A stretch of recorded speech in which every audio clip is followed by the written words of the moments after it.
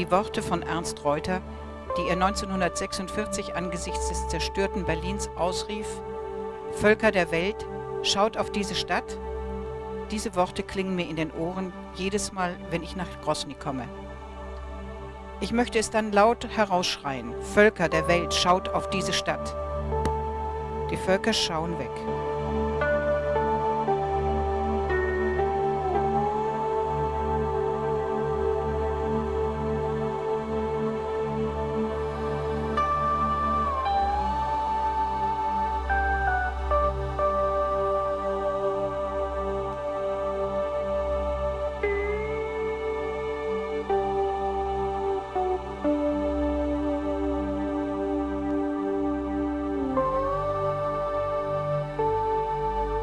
Wir erreichen die Schule 11 im Staropromyslowski-Distrikt.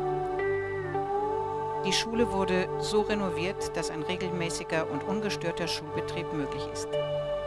In allen Schulen werden vormittags und nachmittags Unterricht erteilt, damit möglichst viele Kinder täglich zur Schule gehen können.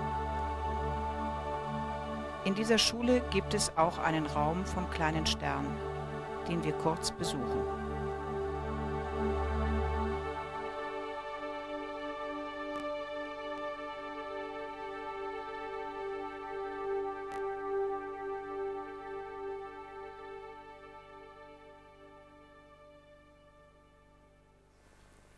Hier sind wir im kleinen Stern der Schule 39 im Aldi-Oktyabrski-Distrikt.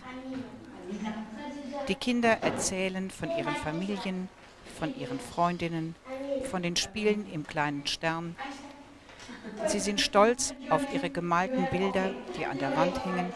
Jedes Bild hat eine Geschichte, über die sie ausführlich berichten.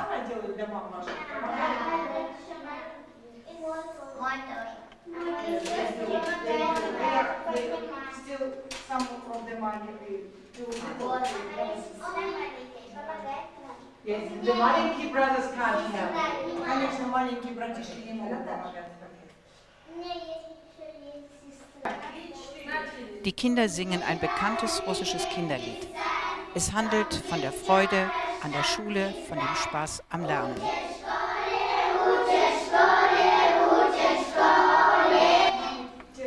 Einige Mütter sind gekommen, um zu erzählen, wie sehr sie sich freuen, dass ihre Kinder zum kleinen Stern gehen können, und sie drücken ihre Dankbarkeit aus.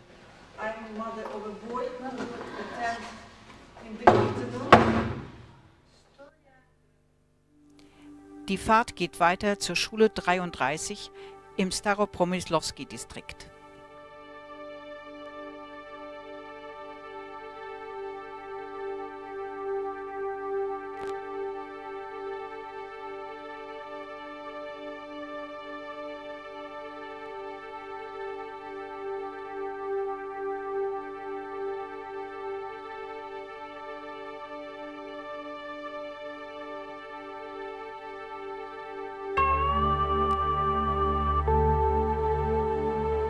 Nach dem Ballspiel erzählen die Kinder: Wir leben gern in Grosny. Die Stadt ist kaputt und alles ist schmutzig, aber wir gehen hier zur Schule und zum kleinen Stern und das macht uns viel Spaß. Die Mädchen wollen Ärztinnen oder Lehrerinnen werden, die Jungen Ingenieure und Architekten.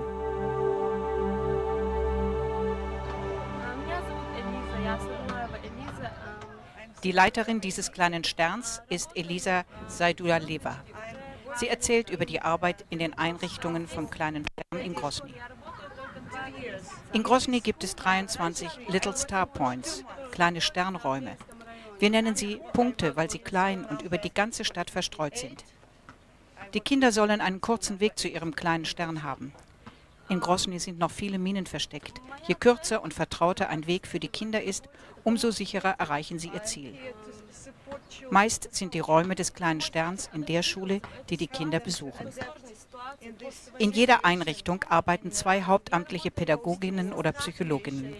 Es gibt darüber hinaus noch weitere ehrenamtliche Mitarbeiter. 2 Kindergruppen, eine am Vormittag, eine am Nachmittag, mit je 25 Kindern, besuchen von Montag bis Freitag ihren kleinen Stern. Alle 2 Monate werden die Gruppen durch neue ausgetauscht. Die Wartelisten der Kinder ist sehr lang. Für solche Kinder, die einen längeren Zeitraum hindurch eine besondere Betreuung, besondere pädagogische oder psychologische Hilfe benötigen, gibt es zusätzlich individuelle Einzel- oder Kleingruppentherapien. Die Gründe für die Lehrer und Eltern, die Kinder beim Kleinen Stern anzumelden, sind: Das Kind zeigt Verhaltensweisen, die zu Besorgnis Anlass geben. Alle tschetschenischen Kinder sind kriegstraumatisiert mit graduellen Unterschieden. Den Kindern werden Workshops angeboten mit kreativen Aktivitäten. Theaterspiel, Tanzen, Musik, Sport. Außerdem wird gemalt, gebastelt und viel gesungen. Zu Beginn ihres Aufenthaltes wird von dem Team über jedes Kind ein Beobachtungsbogen angefertigt, der jede Woche kontrolliert und ergänzt wird. Die Kinder dürfen natürlich nach Ablauf ihrer Zeit im Kleinen Stern immer wieder zu ihren vertrauten Betreuerinnen kommen. Sie sagen Hallo, bleiben ein bisschen dort und gehen dann zufrieden wieder nach Hause. Die Pädagogen und Betreuer vom Kleinen Stern sind ausgebildete Fachkräfte. Zweimal im Jahr nehmen sie an einer 10-tägigen Fortbildung teil, die allerdings immer im Ausland für sie durchgeführt werden muss, meist in der Ukraine. Die Zusammenarbeit mit den Lehrern und Eltern der Kinder ist notwendig und ein wesentlicher Bestandteil der Arbeit im Kleinen Stern. Die Eltern brauchen für die Therapie nichts bezahlen. Die Kosten für den Kleinen Stern werden gedeckt durch Spenden, auch von den Spenden, das vom Düsseldorfer Konto bezahlt wird. Für die älteren Schüler und Schülerinnen der Abschlussklassen gibt es Projekte zur Suchtprophylaxe, zur Aufklärung von AIDS-Erkrankungen und auch Antiaggressionstrainings. Für diese Programme gibt es eigene, dafür ausgebildete Teams.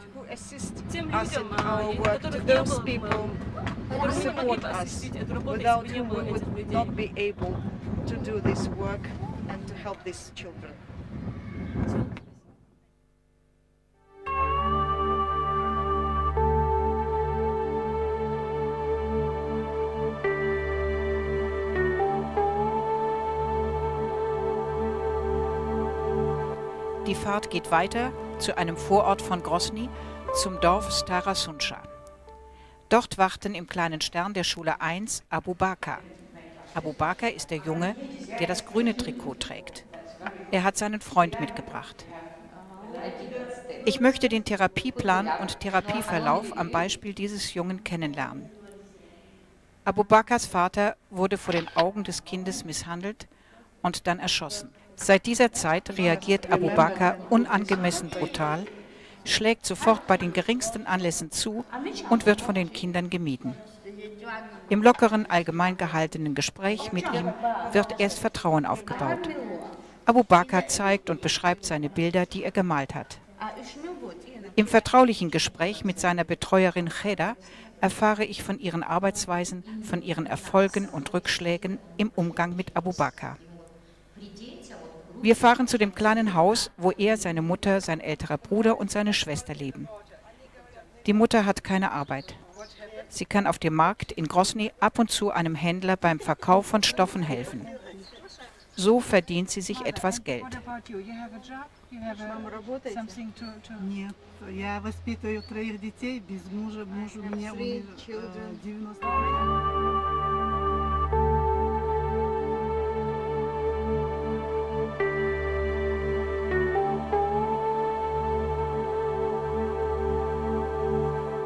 Wir fahren weiter zu Abu Bakrs Lehrerin Luisa Zakaeva im Nachbardorf. Sie ist mit Abu Bakrs schulischen Leistungen sehr zufrieden. Man muss manchmal großzügig sein und nicht alles bei den Kindern bemerken, sagt sie und lacht. Weiter geht die Fahrt zurück nach Grosny.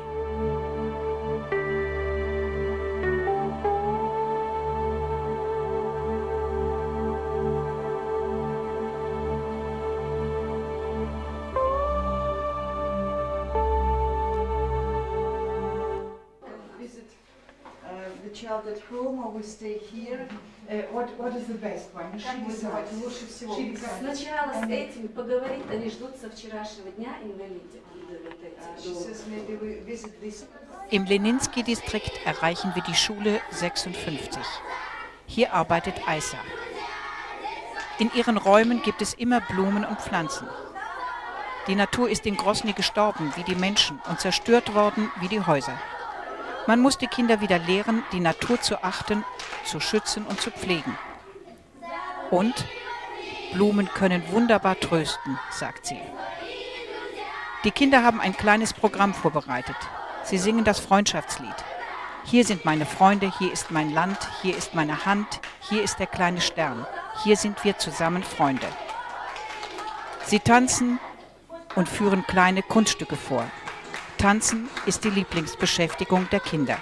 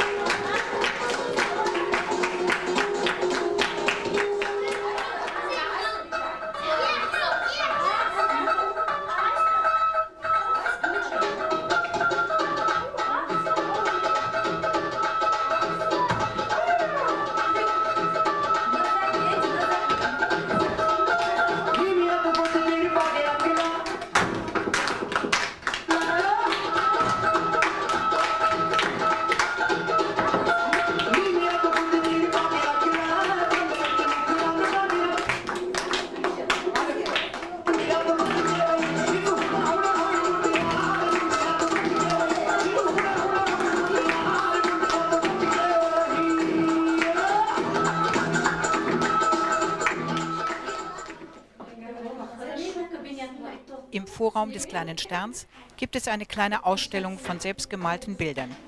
Bilder, die die Eindrücke der Kinder vom Krieg wiedergeben, vor Minen warnen, aber auch Bilder vom Frieden, die wir allerdings hier nicht sehen können.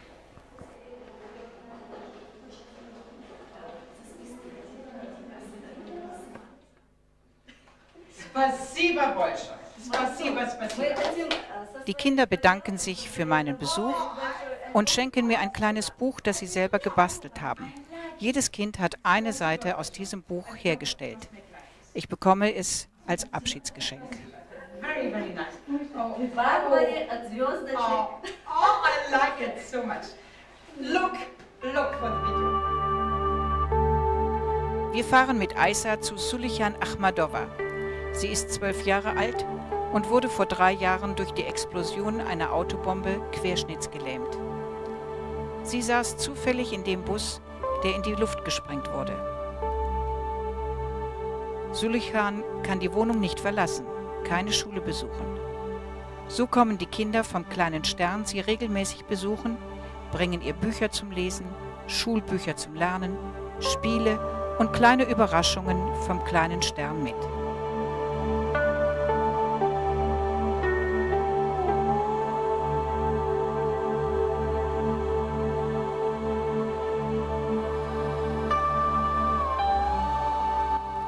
Wir fahren in das Urus-Martan-Gebiet, nach Komsomolskoje. Dieses Dorf ist auf unrühmliche Weise bekannt geworden. 86 Tote und Hunderte Verwundete war die Bilanz eines erbitterten Kampfes zwischen den tschetschenischen Kämpfern und den russischen Soldaten. Artur Eskiew ist jetzt dort der Leiter des kleinen Sterns. Er muss die Arbeit im kleinen Stern seit einigen Wochen alleine tun. Seine Mentorin ist verschleppt und in Gefangenschaft gefoltert worden. Artur erzählt von seiner Arbeit. In einem Klassenraum der Schule können die Kinder vom kleinen Stern mit Artur vom Frieden erzählen, den Frieden malen und hier in Frieden ungestört spielen und toben.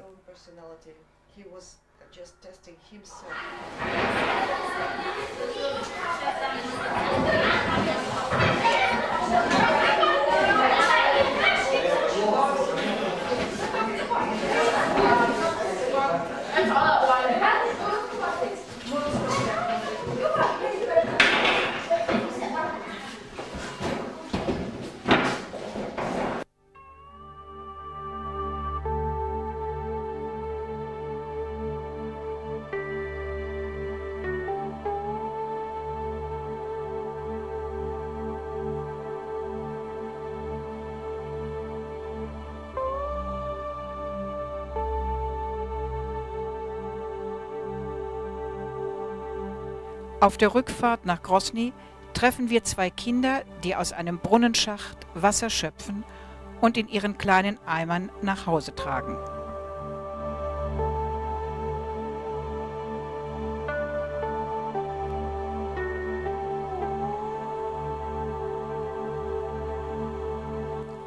Kühe, Hunde, Katzen, Ratten und schwarze Vögel suchen auf den überall verstreuten Müllhalden nach Essbarem.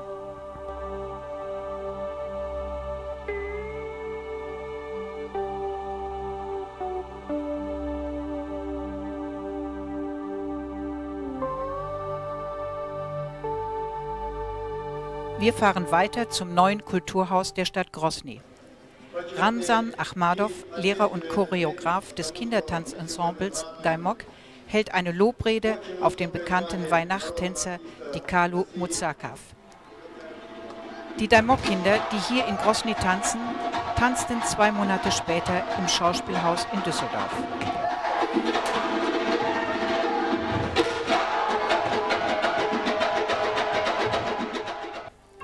Auf dem Weg zur Universität fahren wir durch einen Vorort von Grosny. Wir stellen fest, dass hier einige Bewohner ihre Häuser wieder aufbauen und reparieren. Ein seltener, aber sehr erfreulicher Anblick.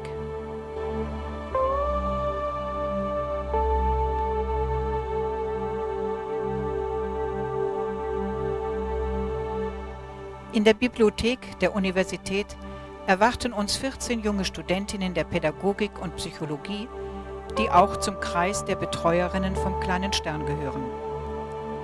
Im Umgang mit den Kindern machen sie praktische Erfahrungen für ihren Beruf und unterstützen die Arbeit der Hauptamtlichen.